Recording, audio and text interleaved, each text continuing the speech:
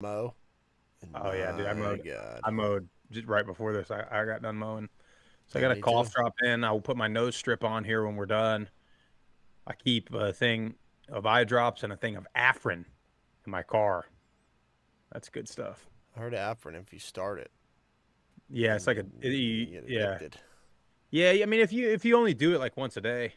Well, they say that about other things too, Sprouse, and you see where that goes for people. Well, what you do is you get it right here on your nose and then you just and then, and it's it'll clear you right up. But yeah, you don't want to continue it. But yeah, dude, it's bad, dude. I can't. I washed the car. It's covered in pollen the next day. It's brutal, Mm-hmm. dude. And we've had a bunch of wind up here in Tennessee. I don't know if you had Yeah, it it's down there in Columbus, but yeah. Well, my house is made out of jeez. toothpicks, so it feels like it's gonna collapse at any minute. Um, What's that? The second little pig? House made out of sticks. is Yep. it? I Yeah, think that's so. the second one. Blows Yeah. it down. Yeah. Well, um, I will say, speaking of children, dude, that damn Cam of mine. So we went to church on Sunday, and he don't know any of these kids, right? Outside of church. Well, we grab him, he comes out, everything's good. We're halfway down the hall. Some little 3-year-old girl is like, Cam, Cam. And I was like, and she's like, she goes, bye. And I went, hey, now, proud of you, young man. Genes do get passed down Yeah. there, Sprouse. No, that apple fell real far from this tree. But anyway, y'all ready to get this show on the road? I got a cough drop in case my nose and throat start tickling a little bit. But Let's do it. I got a lot I want to get off my chest. Oh boy, I'm ready for it, pal. It's been a rough All right. 24 hours. Tell me when to go. All right. Good evening and welcome into the #1 Group of 5 football podcast in all of the world. We are the Group of 5 guys. If you're new here, if you don't know who we are, our mission is to be the voice for the Group of 5 football programs. This is a voice that the mainstream sports media just absolutely refuses to give to the Group of 5 programs. So we're here to do it. We need your help. We need you to follow us on all the social media platforms at Group of 5 Guys. Go to YouTube, Apple Podcasts, Spotify, wherever you get your best podcast. Subscribe to the channel. Give us a like, leave a comment, give us a 5-star rating and a review. Most importantly, tell your family and friends all about us. We do a live show every Tuesday night during the football season, every other Tuesday night in the off season, and then we're mixing in a bunch of coaches, players, athletic administrators, interviews sprinkled in there. On this show, we are the Group of 5 guys, but we are going to talk a lot of SEC. It just means more on tonight's episode. Hope you enjoy the show.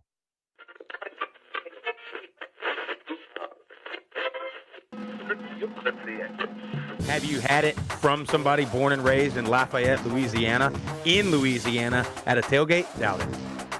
I said Michael Pratt has got to show up and play, and boy did he. 394 yards, 4 touchdowns, 48 rushing yards on the ground, and another touchdown. Projected getting drafted between the first and third round. Like, that's incredible. That's The wide receivers are absolutely stacked for the Group of 5. Yeah, I really appreciate you do for the Group of 5 programs, and I think it's great. I think we should get more of this. But you guys are on the forefront of this, and So I'm thankful for this. I'm glad that you're talking about the Group of 5 because I think they get overlooked. But it's a ton of fun to watch a guy go to the NFL from a Nevada or a Colorado State or a Middle Tennessee or an App State, and fans follow that kid.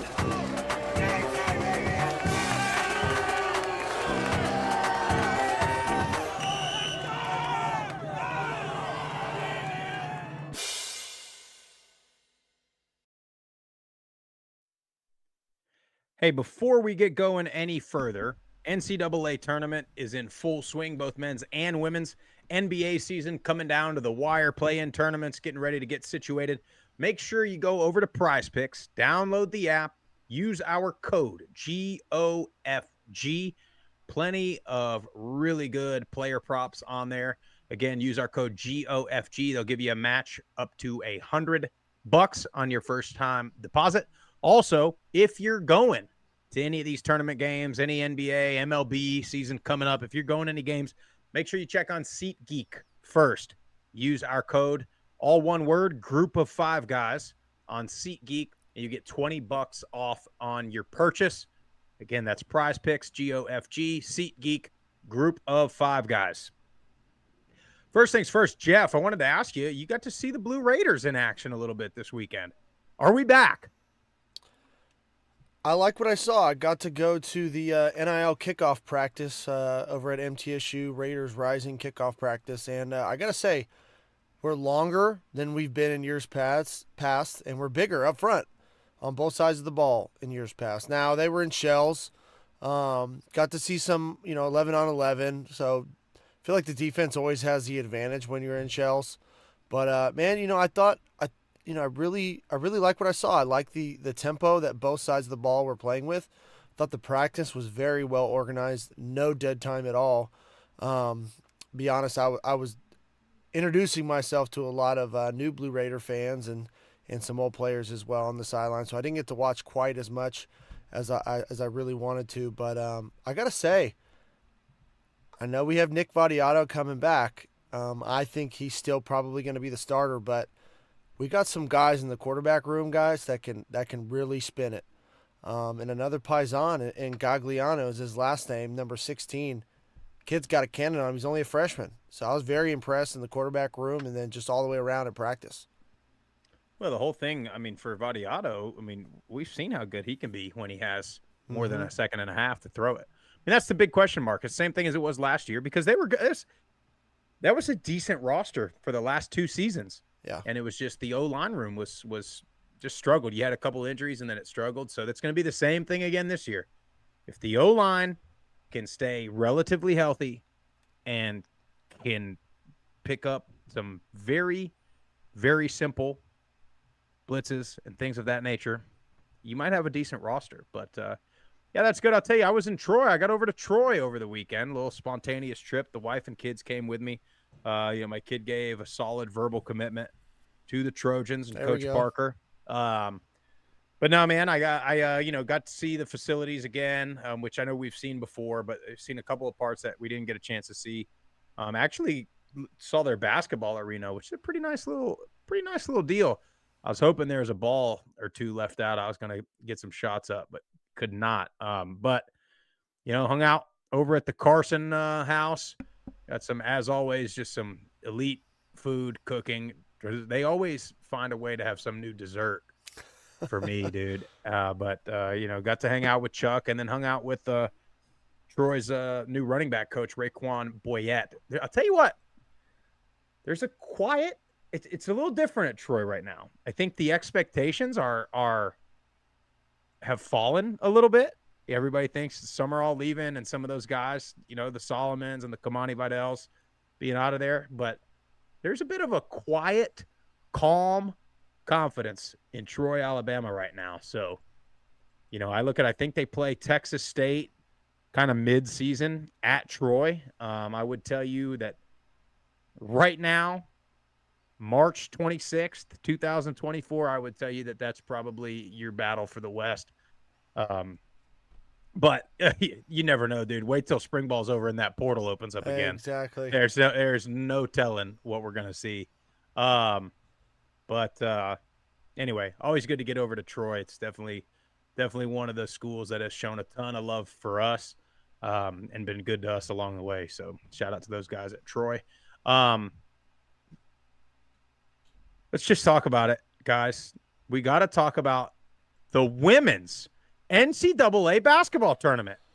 Oh, Sprouse, don't get me started, please. I've been going back and forth on Twitter all day. Are the LSU Tigers women's basketball team the Duke men's basketball team of the 2000s? Is that a good comparison? They got to be pretty close. I mean, who else would it be? Well, they're just I don't want to call them a dirty team, although those Duke teams I think were dirty. Were flat out, the Grayson Allens of the world, but just like borderline dirty, a little chippy, kind of petty, starting some stuff, but then so they just extra. get every call. Oh, it was bad. Tell me about it though. Boys, I almost lost it. I don't know if you guys got a chance to watch that game, but I have not seen in my lifetime. And I played the three big sports. I played basketball all the way through high school, watched a ton of basketball, big basketball fan, college, NBA, all of it. I'm not sure that I've seen a bigger discrepancy in foul calls from one side to the other than I saw pretty much the entire game, but mainly in the second half of our alma mater, the MTSU Blue Raiders. The Lady Raiders go down to Baton Rouge, which, by the way, I don't understand how any team other than maybe a 1 seed should have a home draw in the NCAA tournament. It's absolutely mind-blowing. That is such a big advantage. I mean, that was a sold-out arena. I mean, that's what you want to play in front of, don't get me wrong, but that is such a huge advantage for the home team. I mean, it's absolutely crazy. And then you get into it, the running Raiders go out there, and honestly, in that second quarter, the Lady Raiders go up. We're running them off the court. Angel Reese isn't even getting back on defense. She's cherry-picking down the floor because she's so tired. You're still missing all the layups, though, by the way. 100% smoking them. We're up. We go up by 9. I think we go into halftime, we're up by 7, right? So it's like we have all the momentum, right? And I was like, I told my sister-in-law, Anne Marie Lanning, which is Brent's now, played at middle. She holds records at middle, loves the Lady Raiders. We're watching the game. I was like, just be prepared in this third quarter. I just have a feeling something's going to happen. And sure enough, they come out, and I have not seen so many ticky-tack foul calls, flops by one team, and they got them all. LSU was doing everything they could to slow the pace down, and the refs, oh my gosh, were just everything. Every time there was a body on a body that was touched by a middle, it was a foul. And their top 4 players have 4 fouls in the second half. So now they're playing tentative. The pace has slowed way down. They're shooting, I mean, it seems like a free throw every time they come down the court. I mean, it just completely changed the dynamic in the game. And I'm not one to say that the referees, there's a fix-in or anything like that. I normally stay far away from trying to blame referees. But I don't know how you watch that game and think anything otherwise. Because you know they want LSU got the home draw to begin with, which is ridiculous. Then you know they want that brand to see South Carolina down the line, to see Caitlin Clark down the line. It's a money thing. And it was just absolutely ridiculous, the foul calls. And then for Angel Reese to flop to get Baldereva, who is our starting center, her 5th foul. And then she's just smiling and then just waves as she walks off the court. It's like, is that not unsportsmanlike? Like, is that not a penalty anymore? Like, I'm just wondering how like a game can be so one-sided. And I usually don't try and mess with the refs, but I mean, my gosh, it was awful. Did you guys get a chance to watch it at all? Oh, I watched every minute of it, and I also saw the point where, we're getting ready to shoot free throws, and they're like playing musical chairs on the block for like a long time. Not just musical chairs. Angel Reese, who's shooting the free throw, walks down and like sets a dead ball screen. Dude, yeah, on Courtney. I'd never seen anything like it. And the middle players are just like, come on, dude. Like, is this a joke? It was like, that's what it was like. It was like It was a joke. And it seemed to me like, the LSU players said, look, I'm all for, like I was telling y'all before the show, like, I'm all for a little gamesmanship. Like, look, if you know a player's got 4 fouls, like, it's time. Most people would say, okay, let's attack that player. But when it's just like, you fall on the ground and whatever, and like, that's the way she smiled and laughed about it was proof that it was a flop. She's like, I know what I just did. That's what that was. She jumped on her back. It was ridiculous. Yeah, dude, and like whatever. But I'm just the whole deal with them, and like Mulkey's always complaining. Like when they got in that little scuffle with South Carolina, she's like, "Oh, I wish they would have pushed Angel Reese." Let me tell you something. I watched some South Carolina too. I mean, I've never been one like this, but they are gonna smoke LSU if LSU even gets there. But I want to bring back something to your point, Jeff, about the brand. And I got a clip that I want to play too, so don't forget about that. Well, I think we should play the clip and then we'll get into it. Yeah, play the clip. All right, this clip is from MTSU's women's basketball coach Rick Insell. I think this just dials in right into our next point. This was post game. Well, I've said this all along, the last 10 years, maybe 15 years, our program was one of the top 30 programs in the country. No ifs, ands, or buts about it. We're there every year. Now, we lack getting votes to be voted into the top 10 or top 15. And part of that is the fact that you look at the committee that you've got voting on this, most of those guys are on the Power 5 teams. So they're going to take care of themselves. I mean, it's not a secret. And the same thing holds true. I think you just saw what was going on with Greg Sankey. He's wanting to take the automatic qualifiers and throw them to the side. I mean, where did that come from? So, my president's on the executive committee for the NCAA. So I guess they'll probably address that part if they hadn't already. But, we got a pretty good game here. You look at what's happened in men's basketball and women's basketball. You got some of those automatic qualifiers are putting some of those teams out that really probably shouldn't even been in the NCAA tournament, to be honest with you. Well, Spot on.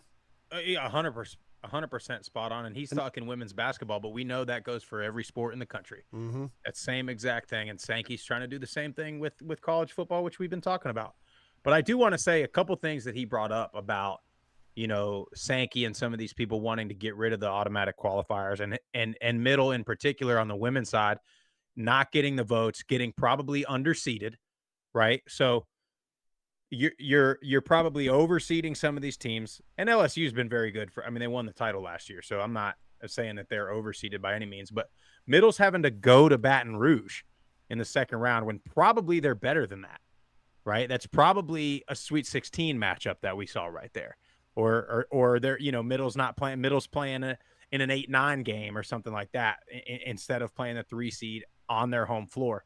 But here's going back to your point, Jeff, about the ratings and stuff. So when the committee's putting this thing together, we saw the cameras go to LSU, go to the LSU picture when they said Louisville versus Middle Tennessee. Why? Because Haley Van Lith transferred from Louisville to LSU. So that was the storyline they wanted first. Louisville versus LSU, that's the one, the transfer. Then they got him in the same side of the bracket as Iowa with Caitlin Clark. So don't tell me that they're not anticipating an LSU versus Louisville matchup, and Middle shot that one down real quick when they gave him a chance at least. And then they want LSU versus Iowa. And look out, because LSU's playing a 2-seed UCLA. But look out for the officiating in that game. I don't know a lot about UCLA, but they're a 2-seed for a reason. They're a good team. And so here's the thing. So I think it would be foolish to not think, okay, Greg Sankey, the SEC commissioner, has been the most vocal about all of this crap. And ESPN has the networking agreement with the SEC, right? Women's basketball now, this year in particular, has had ratings at an all-time high because of the Angel Reeses, the Caitlin Clarks, etc. Well, now ESPN has went all in on ESPN Bet. And don't for 1 second think that they're not thinking about, if we get LSU versus Iowa, we're going to get the most ratings we've ever had. We're going to get the most bets we've ever had. And everything is going to be increased by that. And don't think for 1 second that if Middle would have been there, they would have had to win twice to get to an Iowa. But don't think that the ESPNs of the world are not thinking about that. And it all goes back to the TV deals. The ESPNs of the world and the SEC and their little partnership is so money hungry that I think it's foolish to say that there's not just a little bit of influence, whether it be the officiating, whether we know with the committees and the way that they're seeding these teams. So I just think we need to be really, really careful, because the more we go all in on the gambling, the more we go all in on the TV deal, and the number one gambling site is going to be the number one TV network who has the partnership with the SEC. Just don't think for a second that when it comes time for playoffs and these late season games in every single sport, that there's not going to be some influence there. That's all I got to say about it. Now, more on the SEC.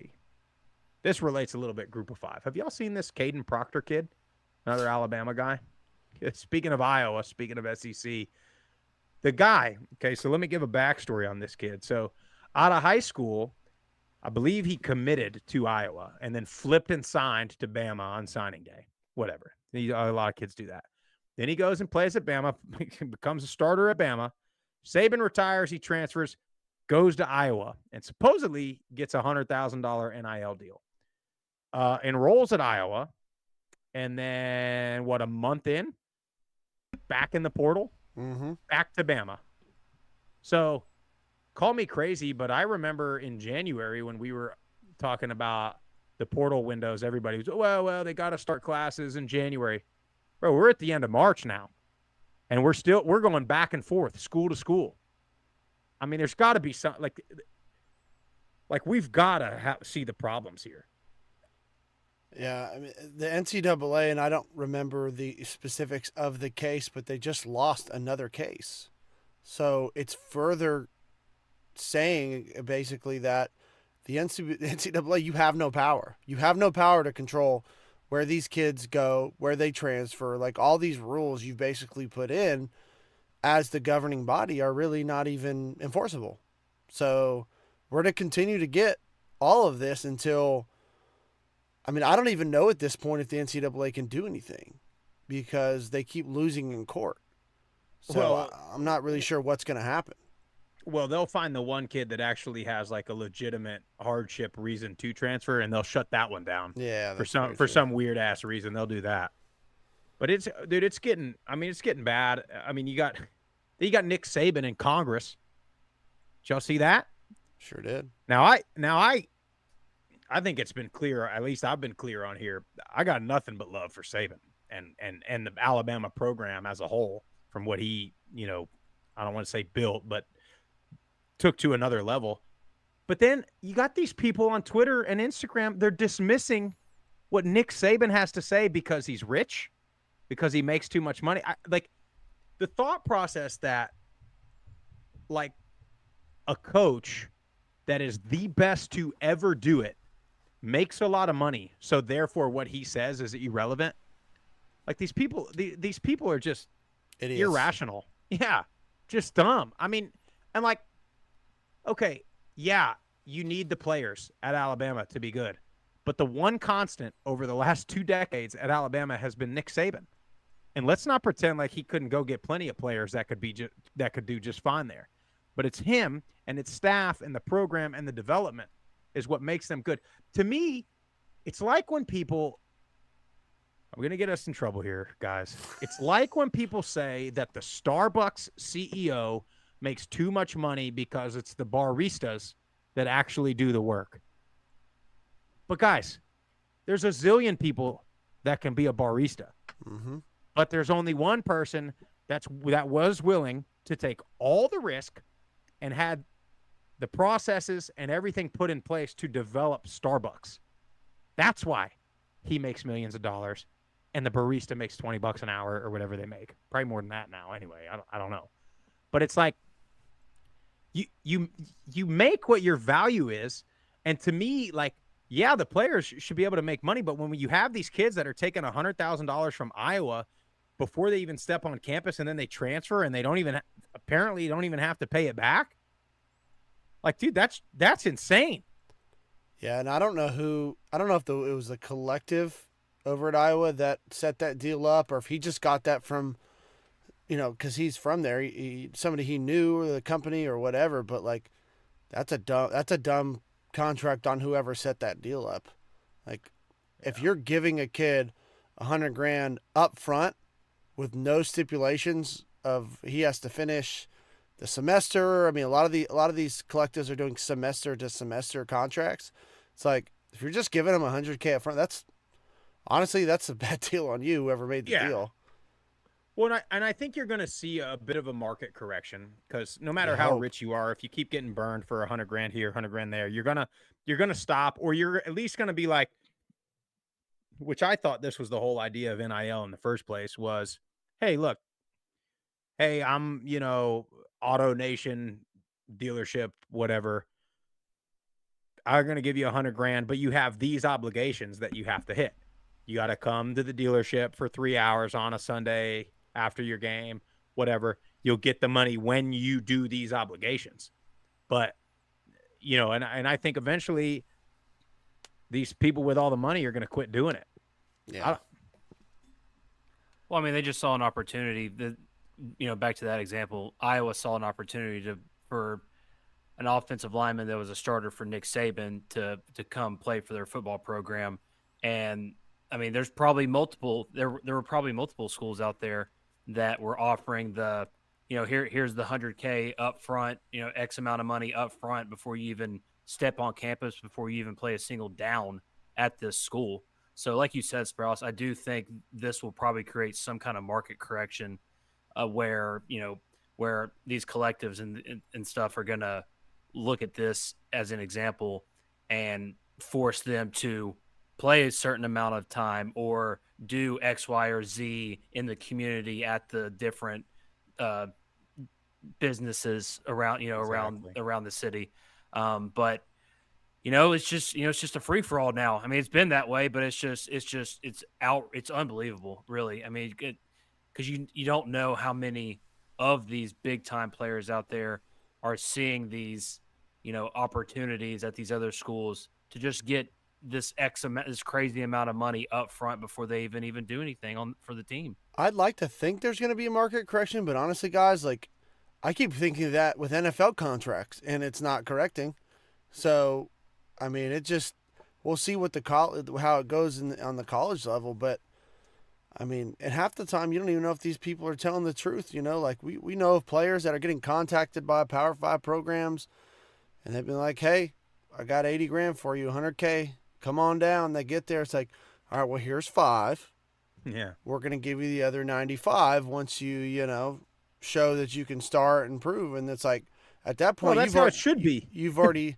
I agree with you, but they're getting told on the that's right. Up front to Yeah. come on down. I got $100K for you, but when you get there, you're getting read the rights, and it's like, man, I could have stayed at this school and made the 30, and I'm getting all the snaps in the world. Now I'm having to compete for playing time, and at the end of the day, it's like film is what you need. The NFL's going to find you based on film, not off of what your NIL deal is.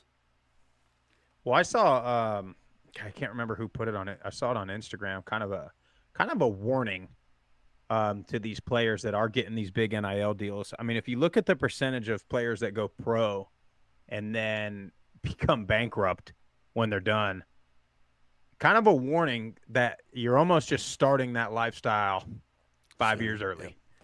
Yeah. And honestly, even worse at that point, because you're younger and you're trying to. I mean, dude, think about being 18, being in college. You're trying to do whatever. You're trying to get girls. You're trying to be cool. And if you can have a freaking Lambo rolling around campus, like, yeah, why would you be smart? I mean, and your advisors are, we already know. Or like Caleb Williams, who already wants shares of or he wants to own part owner of a team that he plays for. I thought we could go one episode without mentioning that guy's name. There was stuff that came up. There's more red flags that are coming up. Did you see? He's going to the Bears. He's going to the Bears. Throws a great deep ball with no pressure in shorts. Keenan Allen was there in full Bears garb. Yep. He's going to the Bears. So but then I've already seen. I've seen a red flag of multiple current Bears players that are basically saying, like, he's got to come in here and earn it. Like, he ain't going to come up here and act like he's, like, the big man on campus. Like, that, it doesn't work in the NFL. So, like, I just hope that, I don't think it's going to happen just because of everything we've seen with Caleb Williams. But he's going to have to just go in there and earn it and earn the respect of those players. And he can't go in there just acting like he's already, like, the big man on campus or whatever. Well, boys, we heard some rumors about his time at USC that some of his teammates didn't really think he was the guy. That he was the leader he should have been, and that's straight from some players' mouths. So I don't know why you think you're going to go into a building of grown ass men and think you can just be act that same way. So is he going to change? I don't know. We'll see. I wouldn't bet a first round pick on it. He seems. I mean, he don't care, right? He's still be getting that signing bonus for being the number 1 pick. I mean, that guy was living in a penthouse in L.A. Well, he's got teammates that live in the dorms. You know what I mean? Yep. Thank God for rookie quarterback contracts. Jeez. He's going to the Bears though. Number 1 overall. He's got. I mean, I would. I hope so. I would put 'cause some money on it at this point. I hope he does, because then that means my Raiders cannot try and trade up. To I take him. I saw Mitchell going to the Raiders in a couple mock drafts. Dude, I would love that. That The would be number incredible. one thing I'm seeing for him is Indianapolis. I think at 15. Which, by the way, He makes it to shout 15. out. We better take him at 13. Shout out to Quinyon Mitchell and Tyrese Knight. Got the group of 5 guys, workout gear we sent them, rocking it in the workout. Certainly appreciate that, gentlemen. You other guys, what the hell are we waiting on? Let's see it on the socials, huh? But anyway, man, there was something else I wanted to bring up about. We didn't even talk about the SEC and men's basketball. Yeah, they get smoked. Right after Greg Sankey wants to drop the automatic bids. What, 6 SEC teams get beat in the first round? Is that what it was, or 5 or something like that? I think it was 6. Nothing better than Oakland beating Kentucky too. Yeah, that was the best one. That was That so kid. good. See, that guy got the TurboTax NIL deal right after that game. See, that's the way it should be. Yep. The guy performs, and then he gets a deal. But he's not getting anything at Oakland. He performs on the biggest stage, and then TurboTax knows his follower count is gonna jump way up. So let's get him on an advertisement. Yep. Was that the one that hit? I forgot Jack's. I can't remember his last 10 name. threes. 10 threes, one away from the record. Yeah, Golke, something like that. He made 10 threes on 3 dribbles. This guy was letting it fly, man. He was. 10 threes, dude. That's insane. That's wild. But you gotta. I mean, when you got a guy that can shoot like that in the tournament, I mean, you can beat anybody. Yep. It's a great equalizer. It is. It is. I don't know. Who'd you guys pick going all the way in the tournament, by the way? You guys got brackets? Yeah, I went super conservative. I went UConn. UConn. So a lot of people went UConn. Oh, that's what I wanted to talk about. Jeff, who'd you go with? I went with Purdue. Purdue? I went with Purdue. Zach Edey is just a machine. Yeah. Dude, Well, you see who's, and this has been like this for a long time. There's always now the teams that are winning in the tournament are the old veteran teams. Yeah. And that's something I don't pay enough attention to college basketball until this time of year, so I don't even know. And they're talking about that now with the portal and these teams that are making runs in the tournament. They're building their team off of 3, 4, and 5-year guys that they're getting, and they can make the runs late in the tournament. Where your Kentuckys that lose in the first round every year got a team full of freshmen, team full of 5-star NBA guys, but they're freshmen. So that's what's happening. But anyway, go ahead, Jeff. I was just gonna say, Sprouse, don't insinuate that the 5-star and 4-star guys aren't as good as the stars might say they are. Or is that what you're insinuating here?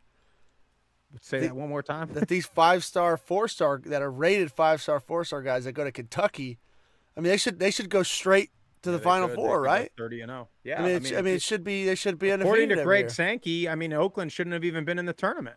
So I just don't understand why you would put teams like Oakland and San Diego State and all these teams. Houston. I mean, Houston just a little old.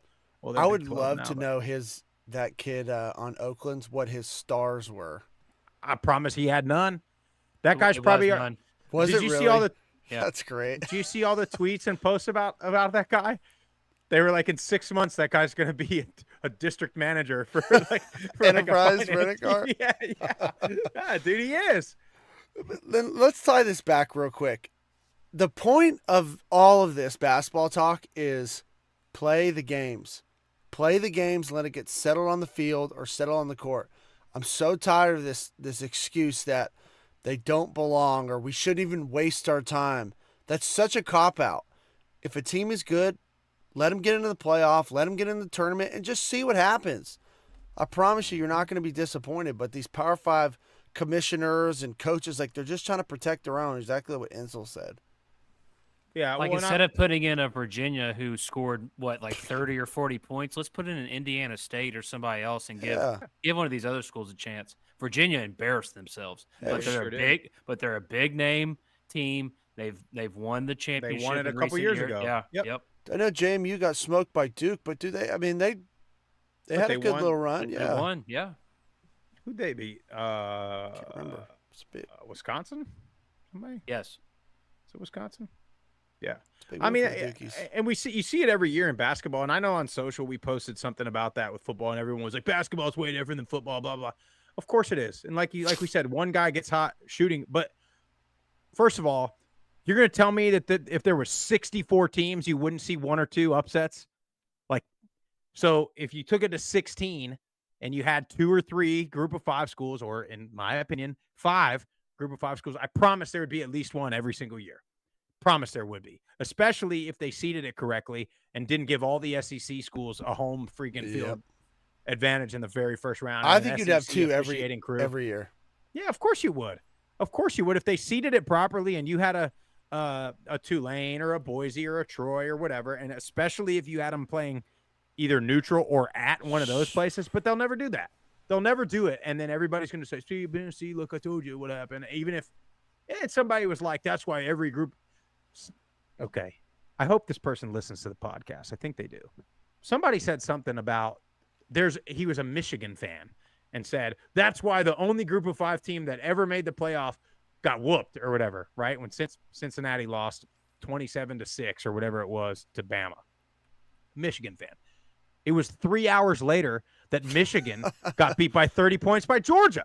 This is like, it's just these people's, they got their little blinders on like horses, and it's like their team loses by 30 and it's a fluke or something, and they keep putting them in year after year after year until they finally win. And then the group of 5 team gets one chance and they get beat, and they're like, oh, see, told you they didn't belong. It's like, no, dude, put Cincinnati in there 5 years in a row. I bet you they win a game. I mean, for God's sake, dude, it's unbelievable. Yeah, anyway. Or make one of these SEC schools go into Boise, Idaho in December and try and win a damn football game. Bet they don't. They would never do it. They'd probably cancel it like the Kansas City Chiefs. They probably move, or a bit like the Bills.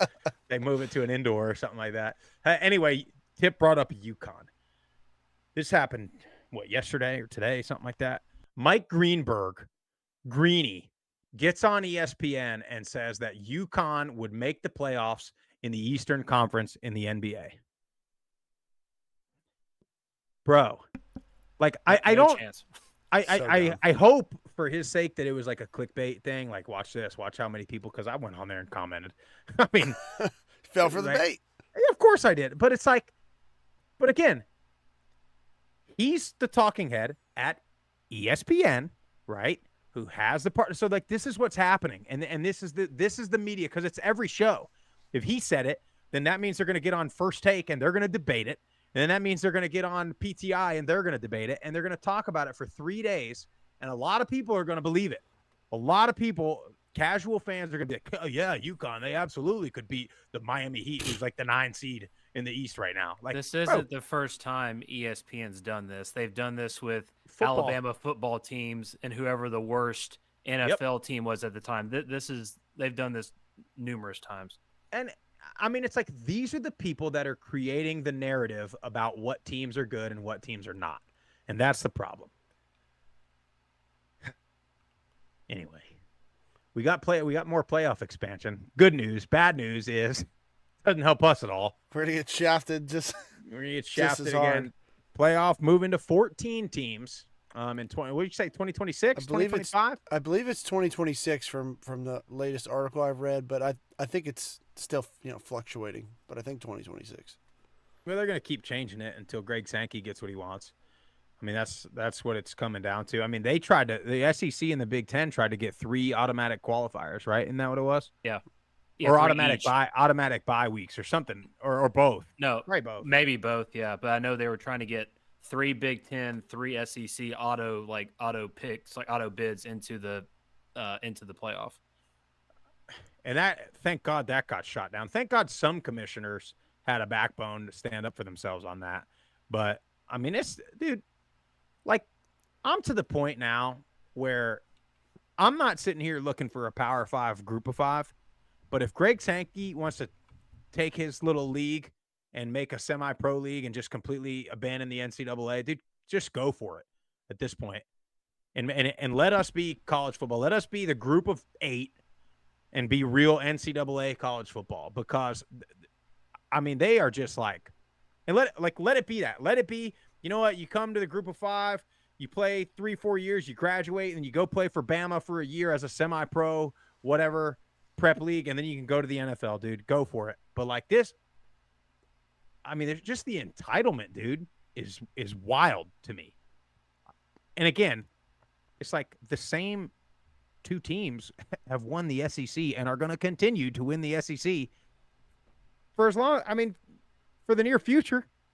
Yeah, unfortunately, I feel like that's the direction it's going. Is you're going to have these 2, the Big Ten and the SEC super conferences, and they're going to break away and do their own thing, and then you're going to have, I don't really know what the plan would be from there, because you're still going to have a lot of teams. You know, you'll have your top ACC teams and Big 12 teams trying to jump into the other one for money reasons, and then you're going to have, you know, the Syracuses of the world, the Baylors of the world. They're going to be like, oh, what do we do?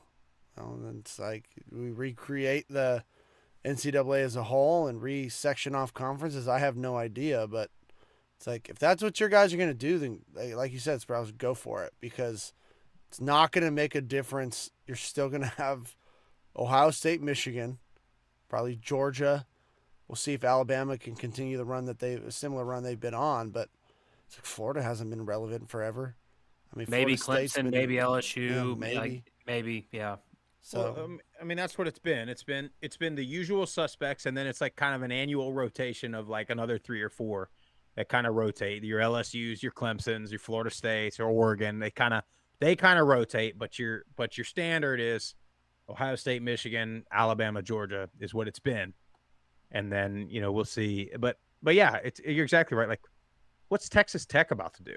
Like, does anybody think that they're about to win anything? Like all the group of 5 teams that went to the Big 12, and then, like, does anybody think they're going to get a realistic shot? And that's the other thing too, is these schools and their fan bases get up on their high horse talking about, you know, SEC this, Big 10 this, Big 12 this, Power 5. It's like, bro, committee still ain't looking at y'all. Committee is still like again, like, we can say what we want about the committee, but like, they're not going to give some bottom feeder ACC school the benefit of the doubt. no. It's the big brand. And if you're Wake Forest or somebody like that, you're not getting it. You're going to have to win. You're going to have to be 9-0, 10-0 before you start getting any kind of respect. And do it on a consistent, regular That's right. basis. So it's like, and honestly, why we love college football, you know, for me anyways, is a lot of it's the rivalries and the regional rivalries. So it's like you start pulling Stanford and Cal and we going across the country. Like, I don't know, man. It's just getting too crazy. And if those big guys break off, like, honestly, have at it. But there's a whole lot of, like you mentioned, Texas Tech. Like, Texas Tech, maybe UTSA. Like, there's some good football down there in Texas, and you could almost have a whole league in Texas by itself. You could. I would 100% be for like a completely new realignment, and it legitimately be regional. You could you could have an all Texas conference, and maybe, you know, you throw like some Arkansas teams in there too. That you can have an all Florida. You can have a Georgia, Alabama, Mississippi conference. I mean, and then you have a true playoff, like they do at the FCS level, and then you just play it out. Yep. You just play it out, and honestly, I think you'd have more eyes on that tournament than you probably would at the top, at the semi-pro league or whatever the hell they're going to call it. I think you would, dude. And I also think, like, speaking of FCS, again, if those games were prime time Saturday night on ESPN, but I feel like they're like sometimes Friday, like they're Friday games or whatever. They're like the day before the FBS game, and they're on ESPN2. They're not on ESPN or ABC. You know, you don't have Herb Street on the call, so it's like we've talked about before. It's the broadcast and the whole deal that makes some of these games seem so big versus other ones not seem so big. I mean, we talked about it last year when Colorado and Colorado State. Colorado ended up 4-8. Colorado State ended up something like that, 4-8, 5-7, or 5 or 6 win Mountain West team. Neither team ended up being very good. but boy, you would have thought they were two of the top 10 teams in the country watching that game. And the way that they hyped that thing up all week, the way they talked about it for a week and a half afterwards, and anybody that knew could watch that and be like, yeah, bro, neither of these teams are going to win anything this year. But that game meant something. it sure did. It sure did. And they're already hyping up that Colorado train again, aren't they? They sure are. That game's I could see them Fort just Collins flopping this year, by the way. This year. Just I mean, I guess they technically flopped last year, only win 4 games. Yeah, well, they start 4-0, and then they didn't win again. Yeah. That game is in Fort Collins this year. Just FYI, in case anybody was curious. I love Fort Collins. That might be. I love me some. What week is that? San Antonio, but Fort Collins, boy. That's what a good week town. is that game?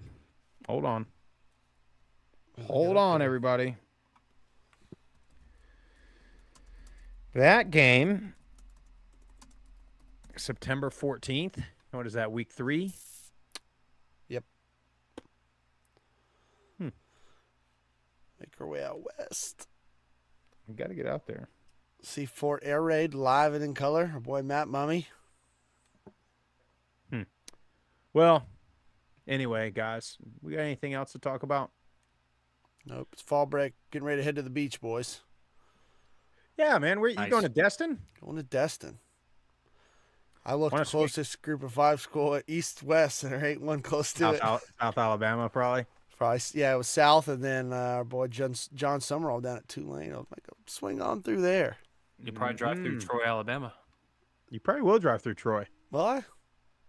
Probably. I do. Well, Chuck, I know I'm when you go stopping. to Panama City, I've taken it away. That's Really? I You're gonna wasn't go. even paying attention, but I was just driving, and I looked to my right, Yeah. and there was Look it half up. shells sitting right there. See which way I'm going. There was the next thing. Next thing I knew, I was at the front porch. It was 3 a.m. I was salsaing, sweating, and Let's see. It's got me yeah, going because you'll go to- 65 all the way through Montgomery, and then you'll probably head over. You'll go through I like can't remember the highway or whatever, but yeah, the way I went, you would end up going through It's got me Troy. going You down not quite make it to 65. the like the Troy campus. You would turn right where that road at the Half Shells restaurant is. Go south. Do you need the authentic Group of 5 guys tent for your beach adventure? You have to swing by Columbus, brother, because I'm about done driving. Dude, I've been driving. I mean, y'all know I've been driving all over the place. Might just have to put up the MTSU tent down there. Stake not or bad. claim. That would be tight to have that damn Group of 5 tent on the beach, though. When you're leaving tomorrow? Tomorrow afternoon. Yeah, bro. Sorry, I'm not meeting you anywhere, so you have to come this I'm way. interested to see now if I'm going through Troy, Alabama. I don't know. I'll have to map it out. You have I to haven't stop mapped at it the out yet. Carsons. They're making cookies now. Say pumpkin squares. I want some of those No. pumpkin squares. It's pumpkin squares. I learned a lot this weekend. Pumpkin squares are only during the fall. They're making cookies now with a secret ingredient to keep the shelf life, and they stay soft. You'll have to try them, but I can't tell you what the secret ingredient is. So, Well, hopefully you talked about how to really make this thing take off, Sprouse, and find a damn sponsor so we could do this full time. Be nice. we need one, dude. Anybody. Well, all I hey, got. man, is that all you got, Tip? I don't have No? anything else. No, I'm. Looked like you had something, but Well, I was gonna talk more about the playoff, the 12-team playoffs, 12-team, 14-team, whatever the case may be. But I don't know. I just got a feeling that we're gonna see a shift in like just a trend in, especially, and it could benefit us, maybe not, but you're gonna start seeing a trend. I feel like with the Group of 5 schools, I think we might end up seeing, hopefully, a powerhouse Group of 5 team or 2 or 3 start building with this, because we'll know that there's, as of right now, one Group of 5 school gets the opportunity to go to the college football playoff. So what you could see possibly with the transfer portal is these guys that are playing at Texas Tech, like you mentioned, playing at Iowa, NC State, Michigan State, where those teams don't really have a realistic shot of ever making it to the college football playoff, you're going to see players on those teams start transferring to these Yes, you are. these powerhouse group of 5 teams. And hopefully further down the road, this is maybe 3 to 5 years down the road, these powerhouse group of 5 teams that have started, like Boise State again, Tulane down there with Coach Summerall, App State, Coastal Carolina. You have these schools that even if they do have a hiccup and lose 1 or 2 games during the regular season, maybe they do have a big enough resume over the last few years and credit to where they can get an auto pick bid into the playoff, and then we end up getting 2 group of 5 teams in there. I don't know. We'll see. It's just something that I was thinking about. I agree with you 100%. Brands win championships. You know who these group of 5 brands are? Boise State, Tulane. Look out for Memphis. Look out for the South Florida Bulls. Your App State's got a brand too. Sure but do. But App State almost has like a little old App State brand. Like I think the Boise State brand is not a, Boise State can upset somebody. I think the Boise State brand is like, this is a powerful football program. I think the App State brand is still, they might upset somebody. See what I'm saying? Are you with me? Are you tracking with me? The Boise States, the Tulanes, I think they're in there, like what you're saying, Tip. And I think so. Like now, Boise's got to play Oregon this year, so they got to keep that one real tight. Otherwise, that loss is going to hurt them. Tulane, I don't. Kansas State, is that their biggest one? Do they have Ole Miss again? It's Ole Miss, isn't it? I can't remember. I don't remember. I think they got Kansas State at home this year. But anyway, They go at Oklahoma. That was right. Yeah, that's right. so now if you go ahead and beat Oklahoma, or if you're Boise and you beat an Oregon, oh yeah, I mean you're in that thing. You got a chance. That's where I was talking about a couple podcasts ago. Like if somehow they slipped up and lost the championship game, like if a Tulane beats Oklahoma and then somehow loses to a Memphis in the American Championship game, you can't tell me you don't put both of them in there. Like if they're both undefeated at the championship time, come on, dude. Tulane's they got a tough stretch. They got they do. Kansas State at home, and then they go at Oklahoma, They have Memphis at home too, and then right? they got in Lafayette right after that. I think that'll be a good game. Coming off of 2 physical games, and I feel like the Cajuns just got to. They'll get up for that. That's sure. what I'm saying. And then they got to. Cajuns got to Hear me out. Let's just go through this because it's not like we're pressed for time. Kansas State at home, at Oklahoma, at Louisiana, South Florida at home, UAB on the road. I mean, it's a tough stretch of games. Just saying. The toughest one might be Charlotte at home November 9th. The POG of the boys. Troy has a pretty favorable non-conference. I think they have Nevada at home. They are at Memphis, which is going to be a monstrous group of 5 game.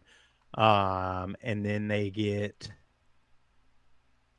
I think their only other non-conference is like FAMU or something. But that's one of those no. They play Iowa. That's because we were talking about that. I was telling Chuck that'd be a good 9-6 game. Take the under. Spread's not even going to take the under. Yeah, I mean, my God. But that's one of those ones. Like, see, you could beat Iowa. Yeah. And then Memphis is like, it's like a group of 5 for like the committee, but Memphis is a brand, so that would still be a big win. You know what I mean? Memphis is going to be good. Memphis is going to be very good. Memphis. Keep an eye out. Hopefully nobody leaves after spring ball. Who does Memphis play at home week 4? And we have a wedding in Murfreesboro on that Friday. Week 4? Or whatever week that is. It might be week 5. So you got they play North Alabama to open, then Troy. Week 2, at Florida State. Week 3. Then you got they play Navy on the road. What about the week after that? Middle? Middle's at Memphis? Yeah. September 28th. Well, hold on now. That's the Saturday. Is that the Saturday and after? the wedding is that Friday? Yeah, the wedding's that Friday, the 27th. Well, Jeff, there's nothing more I enjoy than being metal detected and wanded and pat down before I walk down Beale Street on a Saturday night. Holy cow. This is good news, boys. We're back. Place to go that Saturday. Maybe. What What about after that wedding? Yeah, who's Western play that Saturday at home? Or do they play at home? I feel like they're at Middle like the week before that. They're at Middle pretty early. Yeah. See, at Alabama to open the season. Play Eastern Kentucky. Win. At Middle. Win. September 14th, week 3. Then they get Toledo at home after Middle. That's week 4? Yeah, Boston College. They're on the road. Boston College. September 28th. But then they do have UTEP, October 10th. Might be an interesting game. At Western? Yep. Boy, Scotty Walden and company coming in. Mm-hmm. So hold on. Stay on that week 5. Let's look at that week 5 for me. I'm just being selfish here, but so we're looking at the entire week 5. Yeah. Well, let's look. I mean, let's look in the vicinity. So Middle's not. Yeah, Jacksonville State, UAB. That's really. I mean, any of Georgia State could potentially. Golly, why can I find that one website?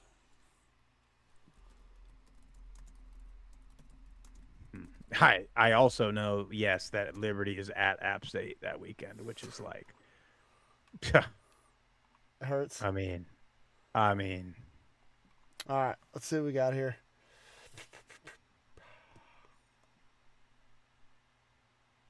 Yeah, Liberty at App State.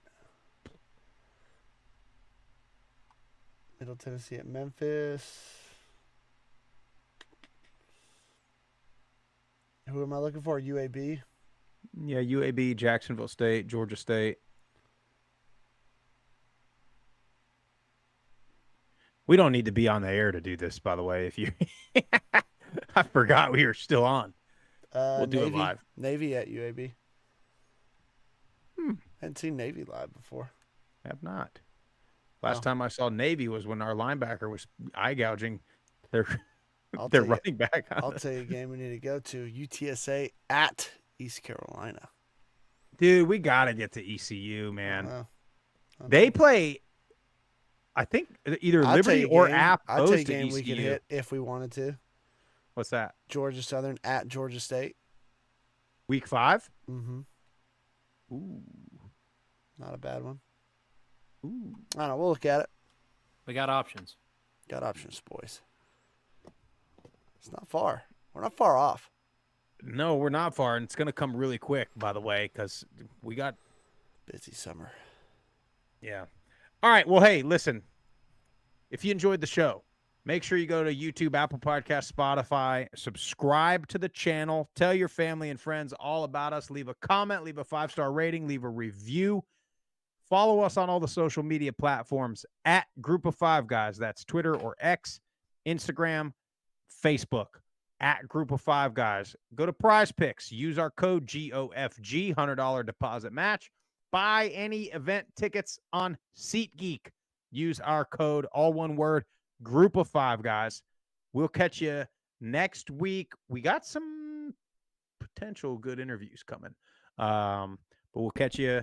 We'll let you know via Twitter what we're doing next. Group of Five Guys, we are out of here.